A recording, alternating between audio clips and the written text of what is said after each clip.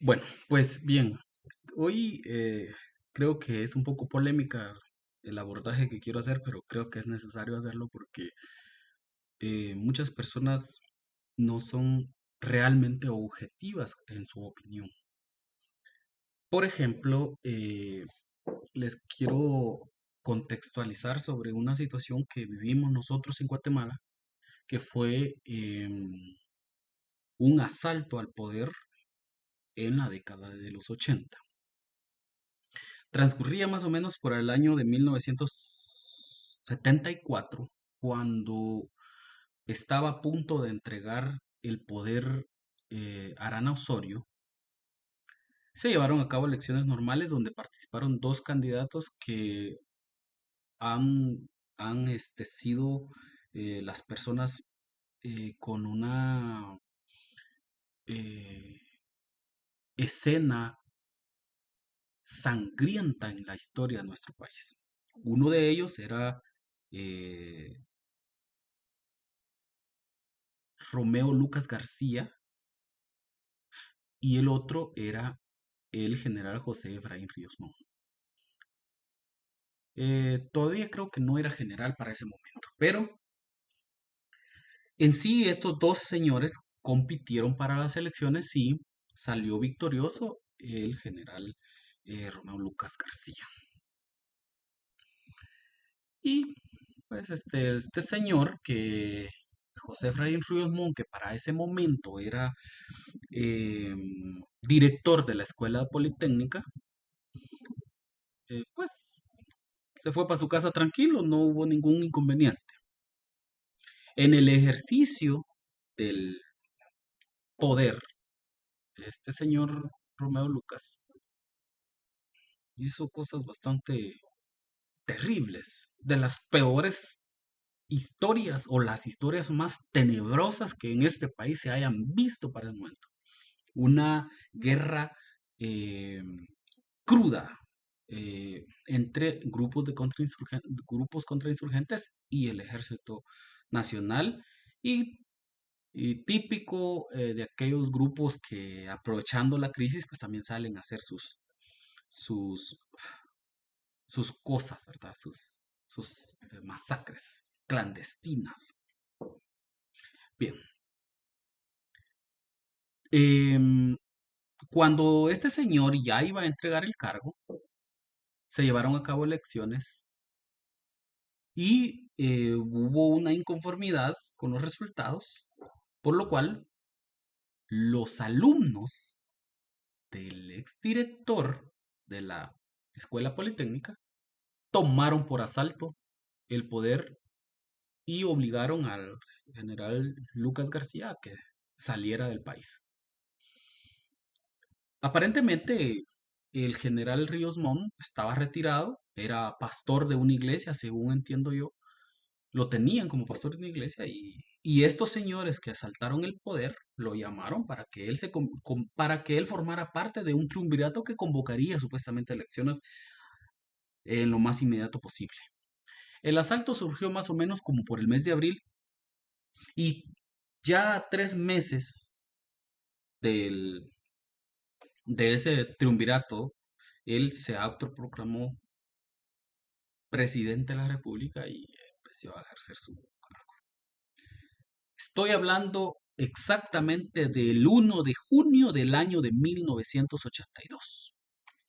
¿Qué tiene que ver esto con estas elecciones? Bueno, pues mucho que ver tiene. Porque eh, ahora ya pasaron 40 años de esa escena. Y la hija de ese señor, Efraín Ríos Montt, va a ser candidata a la presidencia de la República. Y hay una polémica en que si es legal o no la participación de la señora. Yo quiero que eh, me sigan en el proceso o mental que, digamos, realizaba yo pensando en en, en la falta de objetividad que tiene la situación. Exactamente la muchacha tenía 15 años cuando sucedió esto. Esa señora, que ahora ya es una señora casi llegando a la tercera edad, em, tenía 15 años. Su papá, un general del ejército, y de todos he sabido que que allá por los años 80 el machismo afloraba así por las calles, ¿verdad? O sea, era prohibido hasta levantarle la mirada a un hombre. Eh, He oído muchas historias de mis padres, de mis tíos, he escuchado de la historia de que no, ustedes llegaban a la casa y había una visita y no saludaban con reverencia y todo eso, eh, nomás iba la visita y ya tenían asegurada su paliza de parte de sus papás. El machismo por ese momento era top. ¿Ustedes creen que la señora esta, ahora ya señora, porque en aquel entonces era una niña, le iba a dar unas órdenes a su papá para que él mandara matar a medio mundo? ¿Ustedes creen que ella le dijo, mire, tome por asalto el poder porque tenemos que sentar un precedente como familia en este país? Nada, nada. Considerando las circunstancias culturales, que ella es mujer y que es una niña y que el señor es un militar de los más altos rangos, porque es un general de división, ¿qué caso le iba a hacer a la muchachita? Ninguno. Bien, cualquiera podría decir, ah, sí, pero... Entonces, lo que quiero concretamente decir es que la señora no tuvo nada que ver con que el don se le ocurriera aceptar la invitación. En todo caso, que él no hubiera tenido nada que ver, como dicen los, los propios militares que tomaron el poder. Claramente dicen que ellos no involucraron al general, sino que lo llamaron porque consideraron que él era el único que tenía la probidad para poder tomar el mando del país y resolver la situación. No, no lo hizo, no lo hizo, por cierto, porque un año más tarde, al ver las babarrazadas que hacía, ¿verdad? Babarrazadas que hacía, entonces se levantó un nuevo, un nuevo general y ¡fum! Lo tumbó igual. El 8 de agosto del año 1983, Mejía Víctor tomó el poder y se quedó con el poder. Y bueno, al menos ellos sí se quedaron en el poder hasta que llegó la etapa democrática. Llamaron a una Asamblea Nacional Constituyente y crearon la nueva constitución del año de 1986. Bien, en esa constitución colocaron en el artículo 186 puntualmente que ninguna persona que hubiera participado en un golpe de facto, ni los parientes de ese, mientras ejercía el cargo, pudieran postularse como candidatos a la presidencia. En ese instante. Entonces la Corte ahora dice que es, la Corte ha interpretado que es en el periodo de tiempo en el que estaba en ese momento. Ni los parientes, segundo, lateral, y cuarto, en línea recta, consanguíneo. Esta es la línea recta, la consanguinidad. Por eso es que dicen que la señora no puede participar, pero está hablando de en el momento. Supongamos que el facto se hubiera llevado, el golpe se hubiera dado en 1986, hubiera ejercido 6 años y que la hija del general se hubiera postulado como candidata a presidenta.